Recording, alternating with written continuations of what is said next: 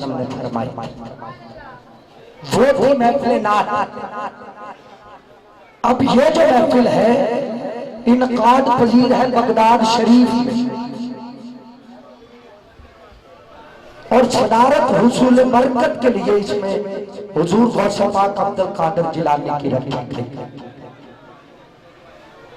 मैं ये सारे का सारा कलाम पर्दे में बैठी अपनी माए बहनों को मद्देनजर रखते हुए आप तक पहुंचा रहा हूं। और मेरे बाएं तरफ जो अब आप खड़े हैं, अगर थोड़ी सी आपको तकलीफ दूं तो तशरीफ ये जगह आपके लिए है, तो मेहरबानी, ताकि आपको मुखातब करने के लिए फिर मुझे इधर जाना पड़ेगा, तो मेहरबानी आप इधर तशरीफ लें या स्टेज की ज़ीनत बंद। महल है, महफिल है, कहाँ महफिल, महल है। बड़ी बड़ी शख्सियत को वहां पर बुलाया गया, नाम थे आम दी गई। बड़ी बड़ी शख्सियत को जज, फुकारा, मुखाला, बड़ी बड़ी हस्तियों को वहां पर इनवाइट किया गया। उस मोहल्ले में एक गरीब मार बेटी भी रहती थी कि बिला बाबा जी, बेटी माँ से कहती है अम्मा आओ महल में महफिल है, आका की नाते सुनते हैं सदारत रसूल बरकत के लिए। हुजूर गौसे पाक अब्दुल कादिर जिलानी की रखी गई है, चलो आओ हम भी महफिल सुनने के लिए चले जाते हैं। सदारत हुजूर गौसे पाक अब्दुल कादिर जिलानी की है तो ज़ियारत भी कर लेंगे। बेटी से माँ कहती है बेटी बात ये है कि वो महल वाले, हम झोपड़ी वाले, वो मालदार पैसे वाले, हमारे पल्ले कोई चीज नहीं, वो हमें जानता भी है पहचानता भी है, बगैर दावत चले जाना बात ठीक नहीं। बेटी जिद करती है, ग्रामीण कदर पहुंच गए महल के दरवाजे तक। वहां पर बानी महफिल एक शख्स खड़ा, सबको खुशामदीद कह रहा था, मोस्ट वेलकम कह रहा था। जैसे ही उसकी नजर मोहल्ले की गरीब माँ और बेटी पे पड़ी, आगे बड़ा रोक कर कहता है तुम्हें किसने दावत महफिल में आया? तू जानती नहीं है कितनी कितनी बड़ी शख्सियत को यहाँ पर बुलाया हुआ है, और मुंह उठाकर महफिल में चली आई है। माँ उस बंदे से कहती है बेटा बात ये, मेरी बेटी जिद कर रही थी हम किसी कोने में बैठकर हुजूर की नाते सुन लेंगे और हुजूर गौसे पाक अब्दुल कादिर जिलानी की ज़ियारत कर लेंगे। जब तकरार हुई ना जरा सी, ग्रामीण का उस जालिम शख्स ने पूरी अम्मा के मुंह पर थप्पड़ मारा, चीखें निकल गई। गिरी हुई अम्मा को बेटी उठाकर कहती अम्मा आओ चलते हैं घर पे जाकर हुजूर की महफिल सजा देते हैं। माँ और बेटी उठी चली गई, पहुंच गई महल से अपने दहलीज तक।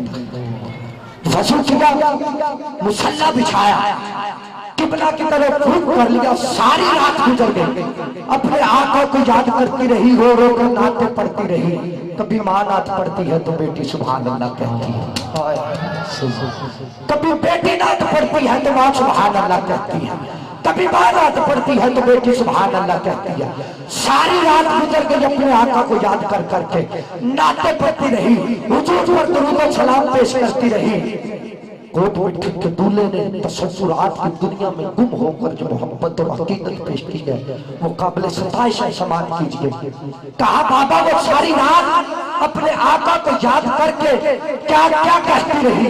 कहा बेटा यही कहती रही, हाँ बैठा ढोला करा बैठी सारी,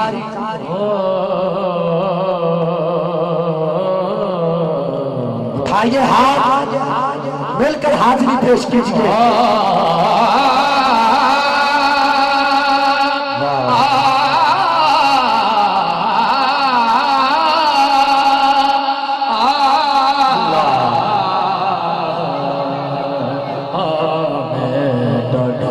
उठाइए हाथ, मिलकर पढ़िए, हाँ मैं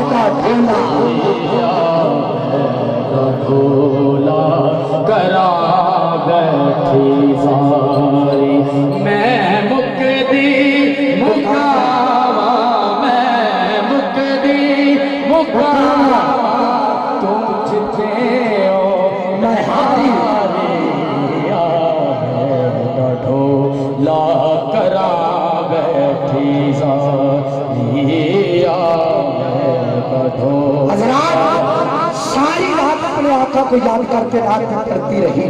जब सुबह फजर का वक्त हुआ, बेटी से माँ कहती है बेटी जाओ आसमान पर नजरें दौड़ाकर देखो चांद और सितारे कहाँ तक पहुंचे, फजर की नमाज अदा की जाए।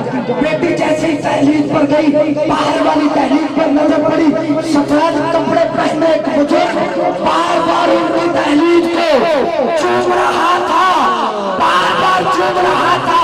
बेटी दौड़कर अंदर आई, कहा उठो, अजीब मंत्र। बार बेटी दौड़कर बाहर गई, कहा बाबा आप कौन है जो हम गरीबों की चौखट को बार बार चूम रहे हैं, बार बार चूम रहे हैं। ऐसे नजर उठाई, हजरात जुमला तेरों में कोई आम हस्ती नहीं, पीरों के पीर वलियों के वली थे, वो बहुत से जरी, बहुत से जरी।